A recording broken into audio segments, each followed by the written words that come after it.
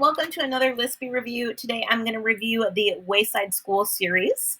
I reread the Wayside School series in preparation for the new Wayside School book that is out, and it's called Wayside School Under the Cloud of Doom. When I was little, I remember reading sideways stories from Wayside School and thinking, like, this is really weird, and never read it again. And then I tried rereading it a few years ago and thought the same thing, like, this is weird. And then my friend Courtney told me that she went and reread the whole series and then read the new book and that it made sense. So I was like, you know what?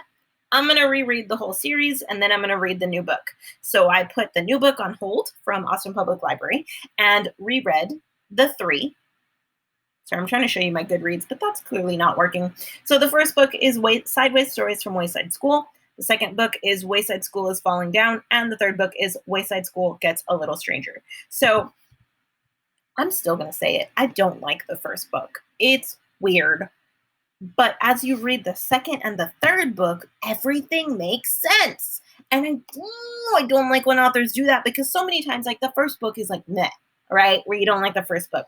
But then the second book gets good and the third book gets good. And then when you want to introduce it to other readers, you have to be like, look, the first book is, it's not great. It's not, but you got to get through it to get to the rest. And one of my favorite series, and I'm not going to tell you what I'm talking about because I really love this series that I'm talking about. And I'm not talking about Wayside School right now, but I love this series. It's one of my favorite. I think it's fantastic. And the first book is complete trash, and it makes me really sad. To give you a clue, the most recent book came out in 2018, I think. And I still haven't read it because she made it so long and it's terrible and it sucks. So if you know me, you know what I'm talking about. But either way, I hate when authors do that, when the first book sucks and then the other books are good. But in this case, like, these books are so quick and so fun to read that it's kind of okay. Okay. So I can see my kids, my students reading Wayside School, Sideways Stories from Wayside School and being like, haha, this is funny. And then they read the rest of it and it's like, it's interesting. So the second book is about what happens when the teacher gets pregnant and goes on maternity leave. And they have all these different subs and they're silly.